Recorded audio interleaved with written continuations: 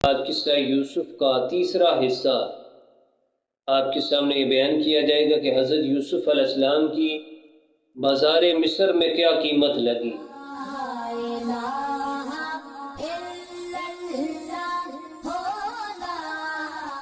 اعوذ باللہ من الشیطان الرجیم، بسم اللہ الرحمن الرحیم۔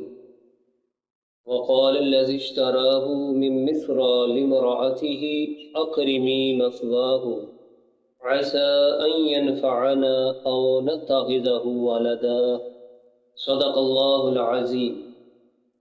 حضرت یوسف علیہ السلام کے بھائیوں نے جب آپ کو مالک بن زعر کے ہاتھوں فروخت کیا، انہوں نے ایک دوسرے کو دستاویز لکھ کر دی۔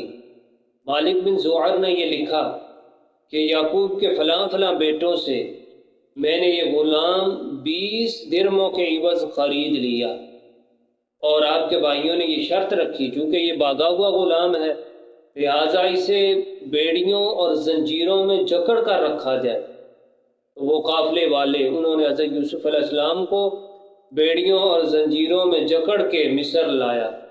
جب یہ قافلہ دریائے نیل پر پہنچا، سفر کی بھی تھکاوٹ تھی، حضرت یوسف علیہ السلام نے غسل کیا اور آپ حشاش بشاش ہو گئے۔ اللہ تعالیٰ نے آپ کے حسن کو بھی لوٹا دیا۔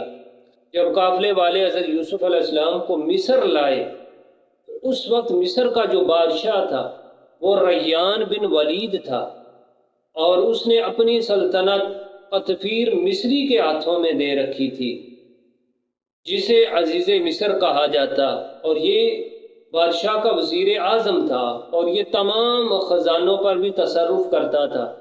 تمام خزانے اسی کی ملکیت میں تھے، یعنی عزیز مصر کی ملکیت کے میں ہی مصر کے تمام خزانے تھے۔ یوسف علیہ السلام کو جب مصر کے بازار میں لایا گیا تو آپ کے حسن سے مصر کے بازار کے دور و دیوار بھی چمک اٹھے، اور جس شخص نے بھی حضرت یوسف علیہ السلام کو دیکھا تو اس کے دل میں حضرت یوسف علیہ السلام کو خریدنے کی خواہش پیدا ہوئی۔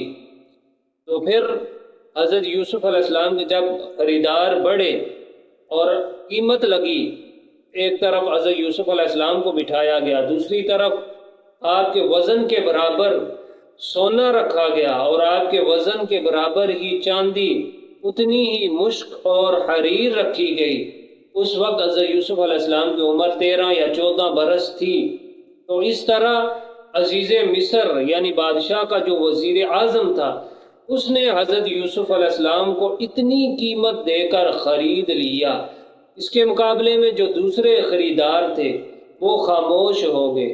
اللہ رب العزت نے قرآن مجید کے اندر یہ ارشاد فرمایا کہ وَقَالَ الَّذِي اشْتَرَاهُ مِن مِّصْرَ لِامْرَأَتِهِ، مصر کے جس شخص نے یوسف کو خریدا تو اس نے اپنی بیوی سے کہا کہ مسواہ، پیچھے جو آیا اکرمی مسواہ، کہ اسے عزت کے ساتھ رکھو، یعنی اسے عزت کے ساتھ رکھو، عسیٰ ان ینفعنا او نتخذہ ولدا، شاید کہ اس سے ہمیں نفع پہنچے یا ہم اسے اپنا بیٹا بنا لیں۔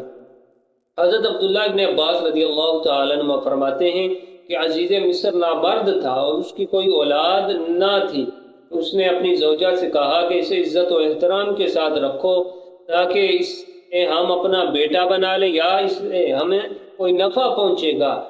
اللہ تعالیٰ کی حکمتوں کو انسان سمجھ نہیں سکتا۔ ایک طرف تو آپ کے بھائیوں نے آپ کے کھوٹے درہموں کے بدلے فروخت کیا، دوسری جانب آپ کی اتنی قیمت رکھی۔